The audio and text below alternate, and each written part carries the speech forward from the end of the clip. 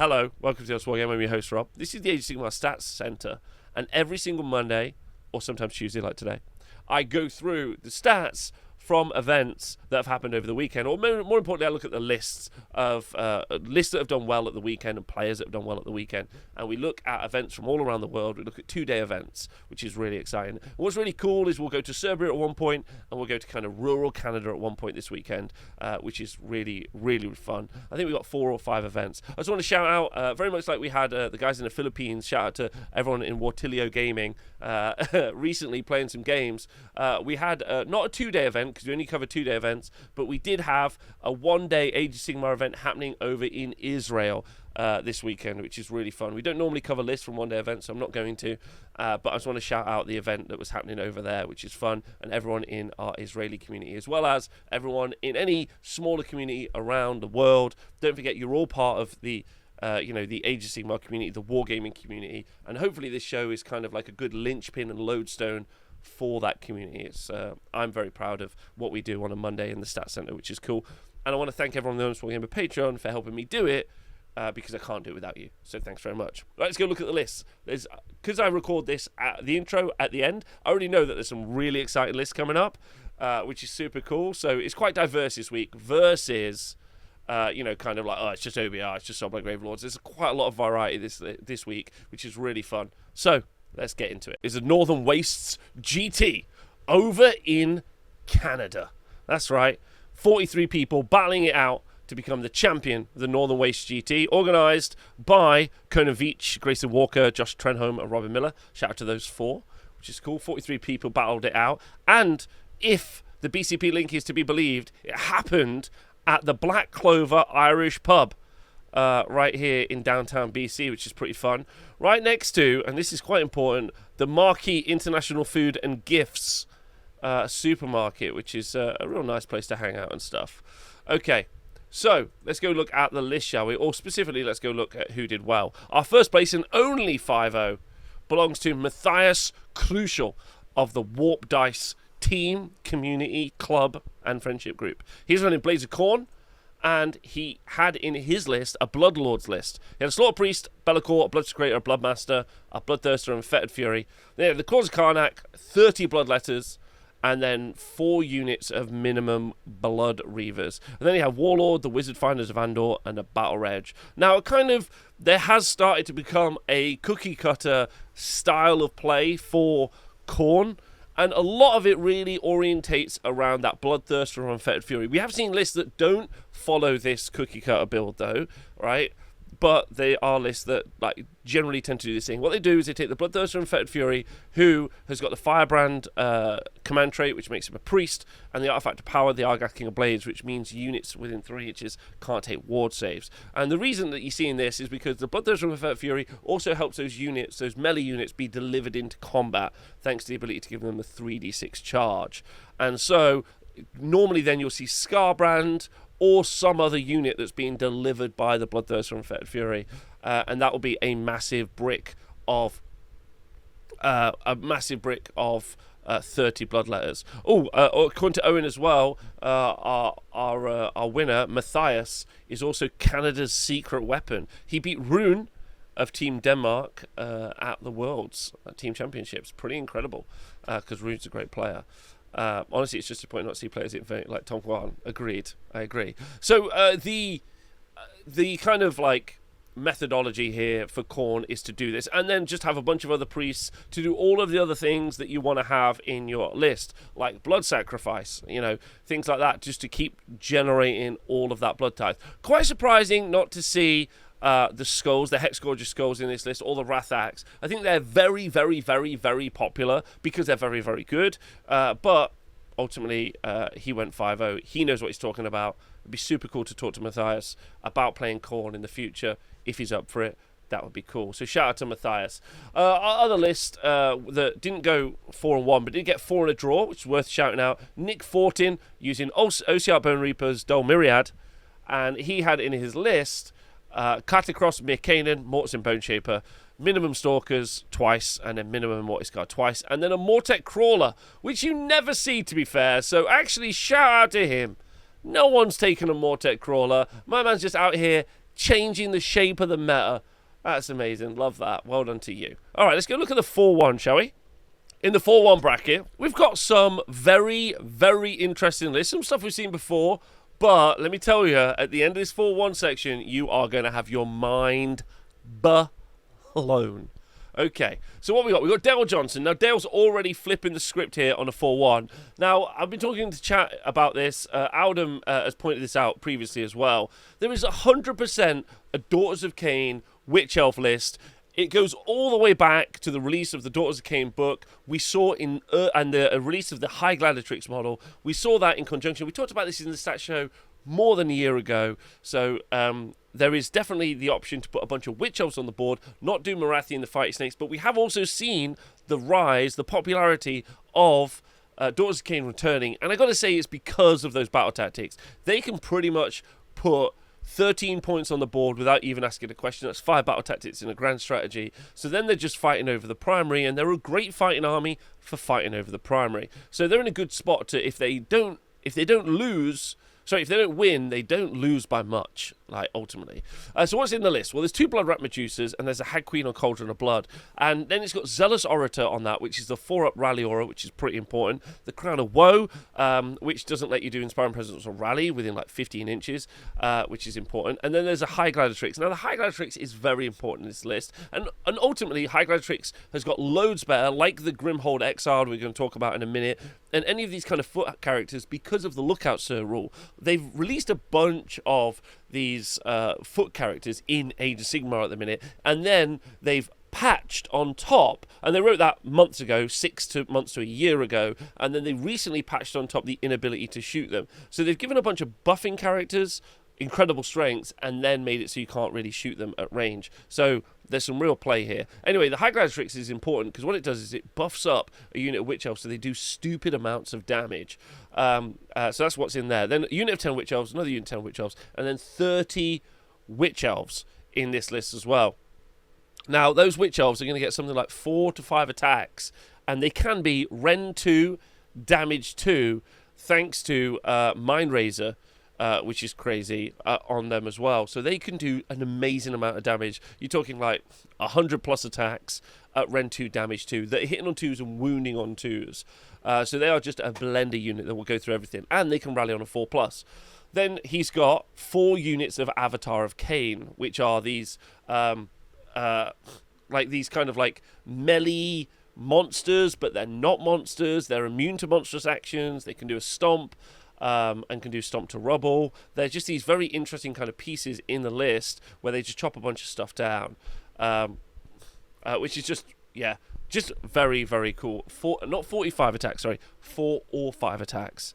Okay, I hope that helps. And then 2 units of Canary Heartrenders for the battle tactic, and also for, 5 Heartrenders are really annoying because you can't just leave some objective with one, wizard or support character on that objective to hold it. Instead, because one of these units of 5 will drop down and they'll outscore you on that objective, which is a real problem, as well as doing battle tactics, and then the Heart of Fury in there as well. So ultimately, it's just a really exciting list that Dale has put together, and also really different. But we didn't see much Daughters of Khaine in the last GHB, and now we've started to see them a lot. We've obviously already seen like the kind of Tree Lord Fighty Snake build. Now we're seeing a bunch of Witch Elves. So really fun. Really engaging list. I really like that. I think that's quite cool as well.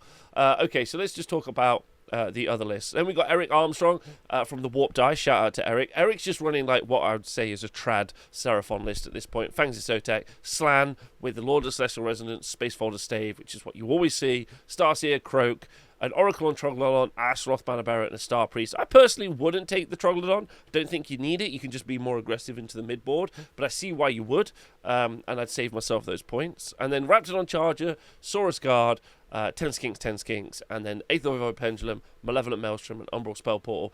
Gotta say, he's obviously loaded up on being able to do spells at range through the Portal and the Troglodon. He could have reinvested those points into some warriors, so some Saurus Guard, put them at the front, and then tank wounds a bit better and move into the mid-board. But he obviously went 4-1, that's his choice. But, like, there's a bunch of different stuff that you could do here. But this is pretty cookie cutter. I would expect to see some of this change with a Battle Scroll update, because you would hope that some of these spells, especially Maelstrom, is going to go up in points, because it is dummy good and dummy thick. In the Fyreslayers category, Michael McCullen, whose only game he lost to Conan Veach. We'll talk about that in a moment because that's quite important because he's got a Fyreslayer list. He's running Greyfried and he's got an Uruk Runemaster, a Grimhold Exile, an Uruk Runeson, Flamekeeper, Runefather, and then he's got a Battlesmith. The Runeson is on Magmadroth. 20 Volkites in that list, 10 Volkites and 10 Hearthguard Berserkers as well. Then he's got a Molten Infernaloth and a Magmic Battleforge, Grimwrath Berserker, and another Grimwrath Berserker in the list too. Fyreslayer's really got a glow up with the release of 2 different miniatures, the Flamekeeper and the Grimhold Exile. The Flamekeeper means that when they do lose miniatures or lose models in the game, they get so many more buffs, and then the Grimhold Exile does make the army just that much faster. Along with things like the Battlesmith with an Obsidian icon, so for big rallies and also for being able to ignore spells. I think that they're in a good spot as an army. They're a really aggressive mid-board combat army that's fightier and more aggressive, well, so faster than they were previously. And yeah, I think these are going to go from strength to strength. I really enjoy this Grimwrath Berserker with an artifact that you're seeing make it into a lot of lists nowadays. You're seeing that quite a few times. That's fun. That's really, really fun. Okay, so our Stormcast Eternals list is about to blow your mind. Get absolutely ready. Rumator of the Dudes of Sigmar was running a Hammers of Sigmar Stormcast Eternals Scions of the Storm list. Had a Lord Arcanamon Griff Charger. That's right. You heard what I said. Karazai the Scarred. That's right. Karazai out here. Just taking names and being a big monster. A Lord Arcanamon Griff Charger. You weren't expecting 1. Can I interest you in 2? This will blow your mind. Then 5 Sequitors, and then 2 Fulminators as battle line. Okay, I don't mind you flipping the script. 6 Evocators on Celestial Dracoline. Now they've become a lot better since the Battle Scroll update, and we got the coherency change on a unit of 6, being able to spread out a bit wider, you know. But ultimately, compared to Fulminators, it's the same price. Unit of 3 versus a unit of 2. Fulminators have that better armor save and they just do that much more damage, right? And this is crazy because this isn't even the craziest list out of the 4-1 category. Good point, Scuttleboss in the chat. So this is nuts. This is nuts. And then a Stormstrike Chariot in here as well. Like, I do not know what to make of these Draco lines. The only thing I can think is the Hoarfrost is going to buff them up a little bit better so that they're just doing a little bit more damage, or the Rend is going through and helping them a little bit, which is interesting as well. But ultimately, going 4-1 with this list is an incredible run, and he should be super chuffed. So well done to him. Dayton O'Bray of the Party at the All Points podcast and a TV show. Has run a Blaze of Corn list in his 4-1. Shout out to his wife Nicole, who won Best Painted at the event as well. Congratulations to her. He was running a Bloodlords list, so it's all about the blood letters. He's got Be'lakor, obviously an auto pick if you're playing Chaos, pretty much. Not Skaven though, just auto pick for everyone else, not Skaven. Then he's got a Bloodmaster, the Bloodmaster on as the Herald of Khorne, another one, the Herald of Khorne on Blood Thrones for the recursion, for all the healing that you're going to put into the Blood Letters, 3 Blood Crushers, and then 30 Blood Letters, 20 Blood Letters, and the Claws of Karnak, the Bleeding Icon, and the Hexgorge Skulls. And this is just making a ton of damage from those Blood Letters. We already saw them do well in the 5-0. Now they're in the 4-1 category. They get good healing, good recursion. They're fast, they're immovable. Don't forget, they're 2 wounds each. They're much more beefy than they used to be in the old book. They can deal with stuff. They've got that little bit of protection from range. So really interesting. Obviously, also Dayton's an excellent player. Now, the final 4-1 goes out to Conan Veach. Now, Conan Veach has maybe created the best net list you're ever going to talk about. This list has got a lot of legs. That's another way to describe it. He's running a Gloomspite Gits, King's Gits list. He's got Web Spinner Shaman on a Ragnarok Spider. Pretty normal. Good caster. Got Sneaky Distraction as a spell. -1 to hit aura. Love that. He's got Web Spinner Shaman. 65 points, but hasn't taken Blizzard. It's got Scuttling Terrors instead. A Madcap Shaman. And then a Scuttleboss on Gigantic Spider. And anyone who knows, you can really load up that Scuttleboss on Gigantic Spider to do a ton of mortal wounds, which is good. Unit of minimum 20 Moonclan shooters. a Ragnarok Spider with a Spiderfang War Party. And this is where things go off the rails a little bit, because a lot of people do not take the Ragnarok Spider with Spiderfang War Party. In fact, most people don't buy it. In fact, most people don't know it exists. So the Ragnarok Spider with Spiderfang War Party is maybe the worst of all of the Spiderfang guys. I'm not sure, but following that up, he took a double reinforced unit of Spider Riders. 15 Spider Riders in a unit. Now, you do have the potential to buff this unit up so that they do a heck load of mortal wounds if you roll the 6s to hit, and then they'll do a bunch of mortal wounds. Then you got the Gobbapalooza, obviously can make a unit have a 5 ward save, which is pretty nice. Then he's got the Sneaky Snufflers in this list for +1 attack, which is good.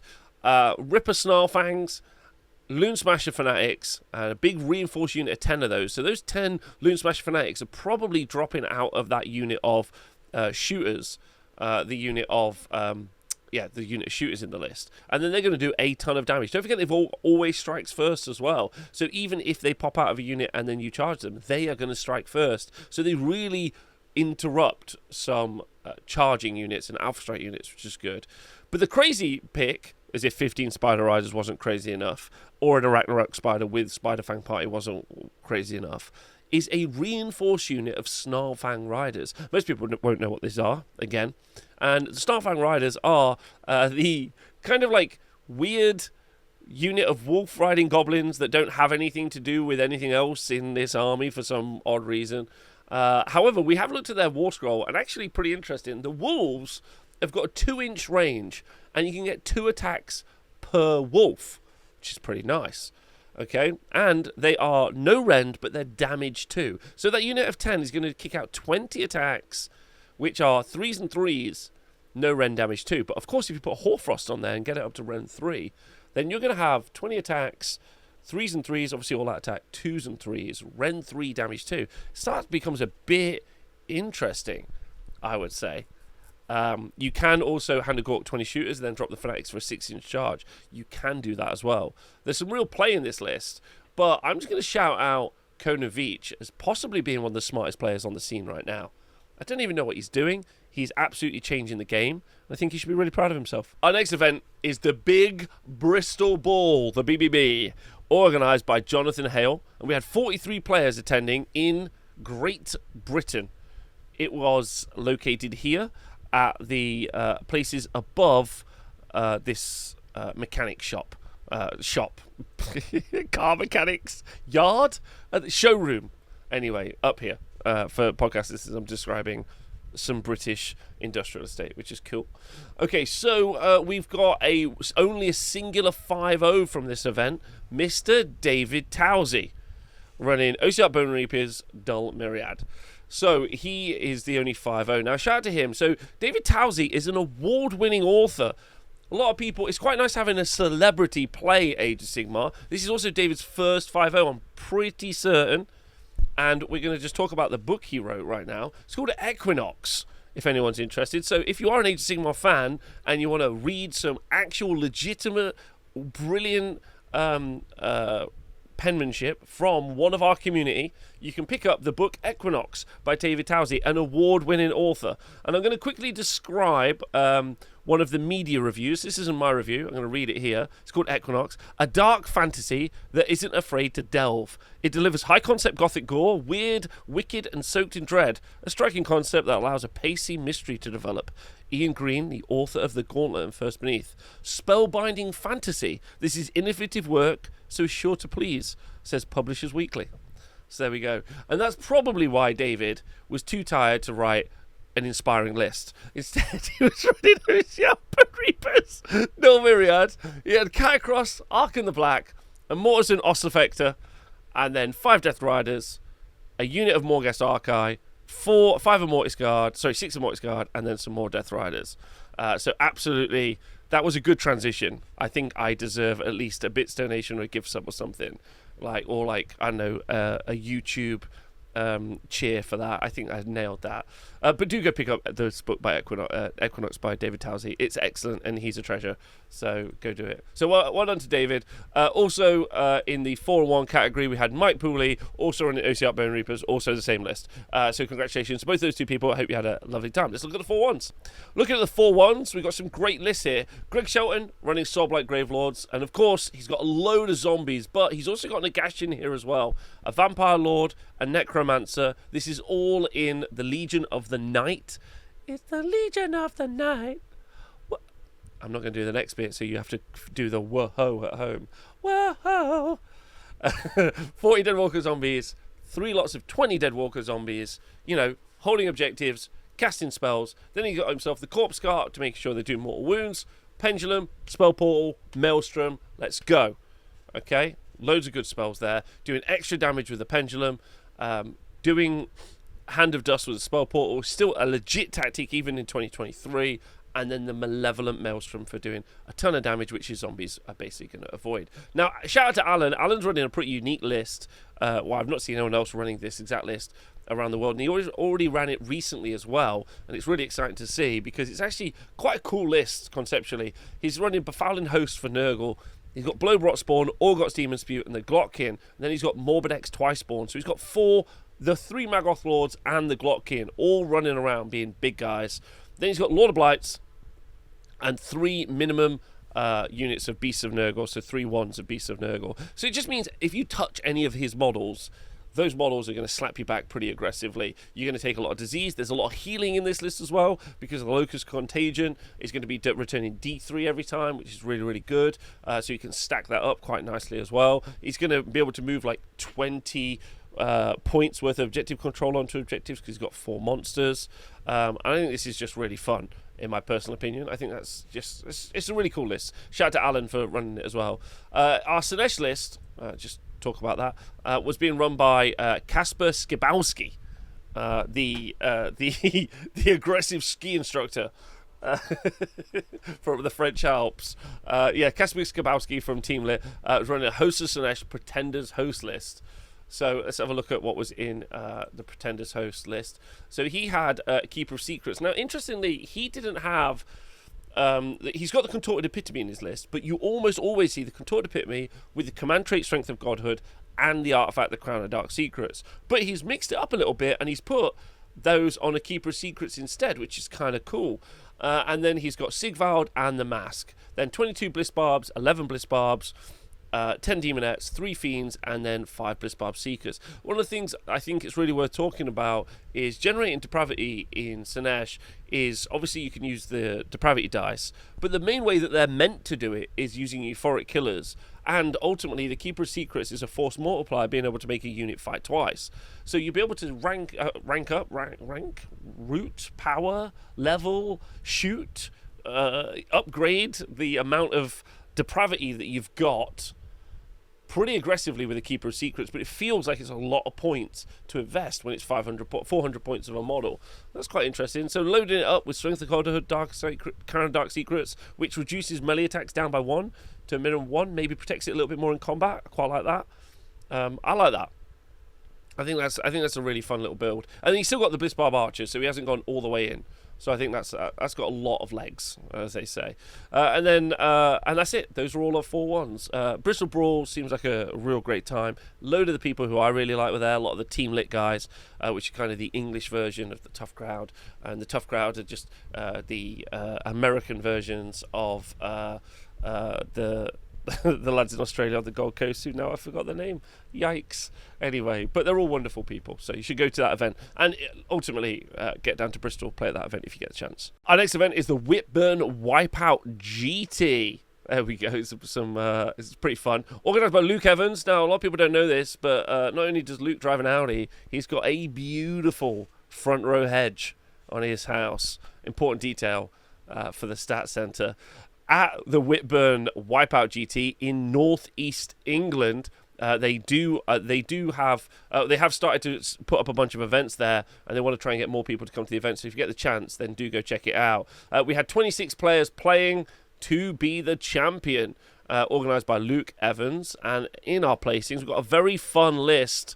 We have a pretty brilliant player down from Scotland, Phil McGuinness, with his Maggotkin of Nurgle Droning Guard.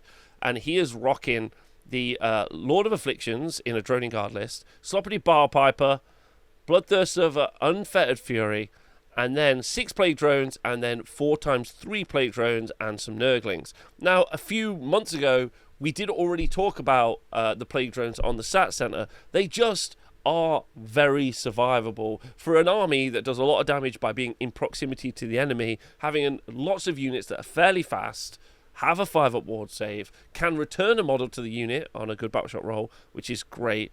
There's a drone-specific battle tactic being shouted out by Owen in the chat. Thank you very much. Is really fun. And then stopping all of the pile-ins with Sloppity Barpiper is pretty important for the allied Bloodthirster of Unfettered Fury, because then he can keep swinging and doesn't get hit back, which I think is very important as well. So ultimately, a very cool and interesting list. And I think this kind of like list going 5-0 will make more people pay attention to Plague Drones, which is really smart. But we've already seen Plague Drones doing well earlier on in the season, which is nice to see. So it's nice to see they're gaining popularity as well. So if you do have some Plague Drones, maybe get them out. Don't keep droning on about them, Rob. In the 4-1 bracket, we have a bunch of cool people. We've got Josh Bunning with a Dawn Myriad Bone Reapers list, and then we've got James Chalmers with a Seraphon Fangs of Sotek list. He's on in Croak, Slan Starmaster with the loadout of Lord Celestial Resonance, Spacefolder Stave, pretty much cookie cutter, as spoken about before. Starseer, Astroloth Bannerbearer. Then he's got the Saurus Guard, Saurus Warrior, Skinks, Gravetide, Maelstrom, Geminids of Ulgish. But the little key fun bit here about his list is he's running Gotrek Gurnison in his list. Gotrek is in his list, which is cool. Seraphon with Gotrek. You do need something to kind of keep the enemy at bay as you're doing the Croak Bomb. Gotrek feels like a really solid pick, especially good into Bone Reapers, I personally imagine. Then we've got Martin Webb with Soulblight Gravelords Castelli Dynasty list. So he's rocking Prince Vordry, a Vengo Lord, and a Vampire Lord, then Blood Knights, Deadwalker Zombies, some minimum units of those, 2 units of 10, and then a reinforced unit of Skirgan Trueblade, so 20 Skirgan Trueblades, which I think is interesting, and the Geminids of Ulgish, which I think is very, very fun. Now, I got a lot of love for the Vengorian Lord, to be honest. I think its ability to reduce your Ren down is very, very underrated. Prince Vordry is really good in a combat fight as well, like very, very difficult, and he's got the hunger, so, you know, ultimately it's very survivable, as is the Vengorian Lord. Vampire Lord as well, and then that big unit of Blood Knights. So it's quite fun using the Vengorian Lord and the Blood Knights in combination with each other to make them more survivable. I think that works really well as well.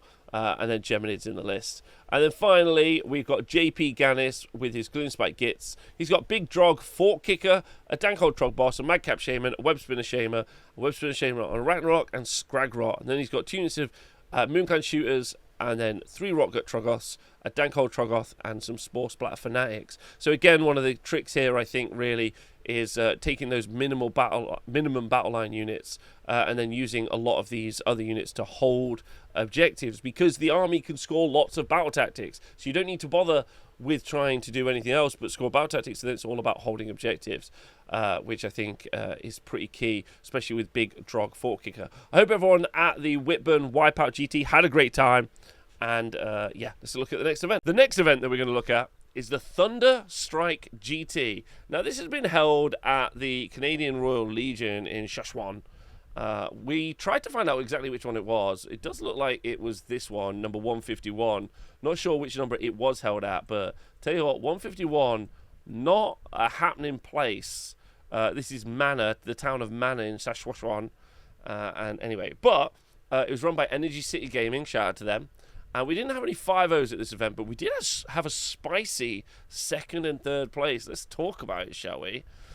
We have Dom Elson from Energy City Gaming going 4-1 with his big wah.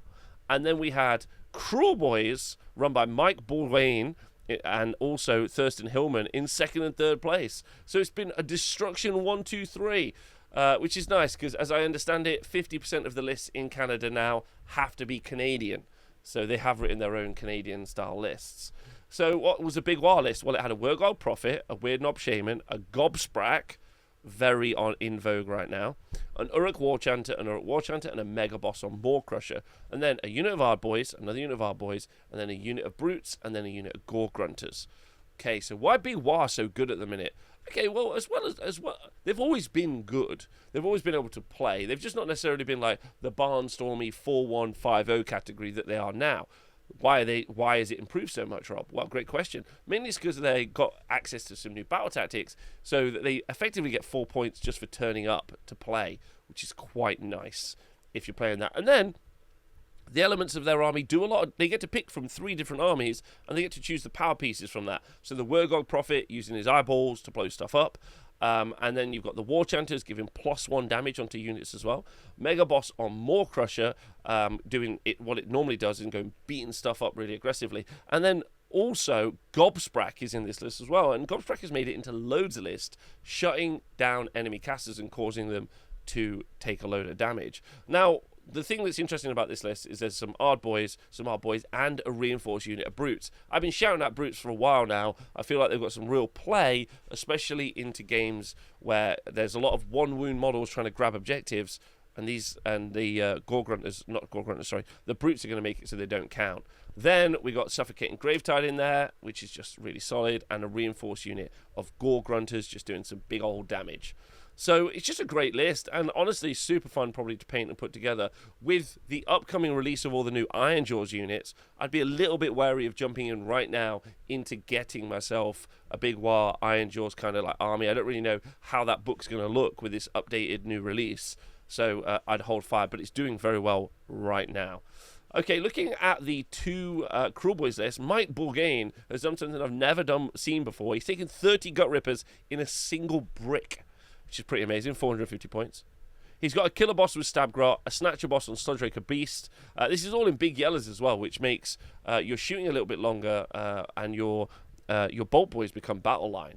Then he's got a Snatcher Boss, Swamp Caller Shaman, and then a Snatcher Boss on Sludgeraker Beast. So he's got 2 big fighting characters. The 2 Snatcher Bosses on Sludgeraker Beasts. The Killer Boss with Stabgrot, its job is to make it so that the Gut Rippers do not run away from Battle Shock. And he's got the Rabble Rouser in the list. So that means monsters in destruction are going to be able to run and charge. So he's got these 2 very aggressive killy monsters, the Snatcher Boss and Sludgeraker Beasts, and he's made them that much better, which is super impressive. So that's a really cool kind of list. I really like that. That's actually really fun. And then he's got 1 unit Manscale Bolt Boys, some Hobgrots, and he's got 2 Beast Killbows. And I don't know why. So they're in there as well. And he's got the Pendulum. And then, as if not to be outdone, Thurston Hillman is running Kruleboyz, but this time in Grinning Blades. Breaker Boss on My Brute Troggoth, Gobsprak as well, Killer Boss on Stabgrot, 2 Shamans, and then another Snatcher Boss on Sludgeraker Beast coming in here. Only 1 in this list, but he's got Gobsprak as the kind of other piece. And then he's got 20 Gut Rippers and 20 Gut Rippers. Then some Slitters and some a reinforced unit of Manscale Bolt Boys and a reinforced unit of, not reinforced, 1 single Beast Skewer Killbow. So, I don't know what's happening. I don't know what's happening at Energy City Gaming.